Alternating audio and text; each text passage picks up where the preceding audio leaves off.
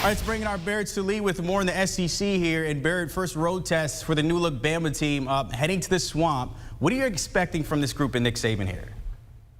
Well, I think early, especially on offense, I expect them to be extremely conservative because you have all these new pieces. You have to make sure that all of your offensive weapons, Bryce Young, Brian Robinson, especially picking up blitzes, the offensive linemen, they know where they're going to be. You can't afford to keep that crowd in it and give them a reason to get even more hyped up than they are at kickoff. So don't force any turnovers. Go a little conservative right out of the gate. We've seen Nick Saban do that in the past, rely heavily on the running game. So I don't think they're going to give Bryce Young too much too soon. I think they're going to focus on the running game early, try to demoralize Florida, try to soften Florida up a little bit to make a big push late in the second quarter, because you know Nick Saban likes to win the final five and the first five going in and coming out of halftime. So you got to soften them up a little bit. So that's what I expect them to do.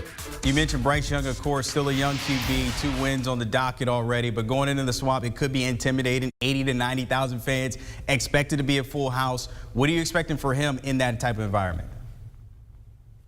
Short passes early, and we saw that, in the first couple of games. Bill O'Brien likes to get him into a flow, but I do expect some more designed runs. We haven't really seen a lot of that. Bill O'Brien's done a lot of moving him out of the pocket, moving him side to side, but keeping his eyes down the field because he's good at that. So you're going to see some more of that, but I do think they've been holding some stuff back. We know Bryce Young, a dual threat quarterback. We know he can run. So I expect to see more read option, more speed option, things like that to sort of give Florida a curveball, give them something different to look at. Because if they can be successful, if Alabama can be successful with Bryce Young on the ground, that means those receivers, John Mechie and co, are going to be running free later on in that game as Florida has to focus on that, and then Alabama can work off play action. So expect more on the ground from Bryce Young. See, Alabama's offense there when it comes to scoring 30-plus more points, 28 games. So, in long story short, they can score. It doesn't matter where they are or who the opponent is. But on the other side, good news for the defense.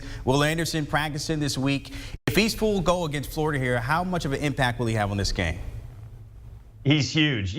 I think with Alabama, it's funny because we always talk about, oh, they lose a 5-star kid, just plug another one in. And usually that's true. Will Anderson's a different animal, right? Like this guy, and I said this earlier this week on HQ, probably the best defensive player they've had at Alabama since Nick Saban got there. So, yeah, they can handle the responsibility without Will or at a 50% Will Anderson.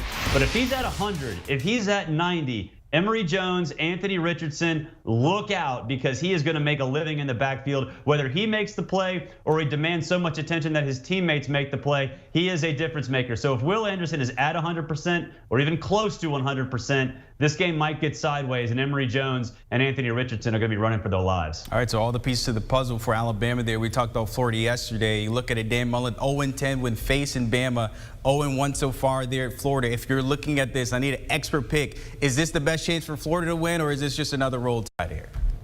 It's not the best chance that Florida has to win. Last year in the SEC championship game was the best because they had all those receivers and they had a Heisman Trophy finalist at quarterback. Right now, they don't even know who their quarterback is. Dan's going to start Emory Jones. Don't let him fool you. He will start Emory Jones. Anthony Richardson will come in the third series, and Florida will absolutely get worked by halftime. Right now, it's at 14.5, 13.5, whatever it is, depending on where you look. That's a halftime line, or it should be a halftime line. Alabama's going to roll in this one. Florida, in terms of their offense, absolutely not capable of keeping up point for point with this Crimson Tide team. All right, congratulations. As all the kids say, they're going to get all the smoke from Alabama down there in the Swamp. Barrett Sallee, my friend, appreciate your time as always. Don't forget, you can catch him on the Cover 3 podcast along with others. There's the guys breaking it down, Alabama and Florida, Penn State and Auburn, and more from week 3. We're talking those locks there. Download and give those guys a follow and check in. Look, it's a long season. Do you want a sports network that delivers everything that matters about the game? The highlights, the picks, the instant analysis, no yelling, no fake debates, no politics. Hit the subscribe button and never miss a moment.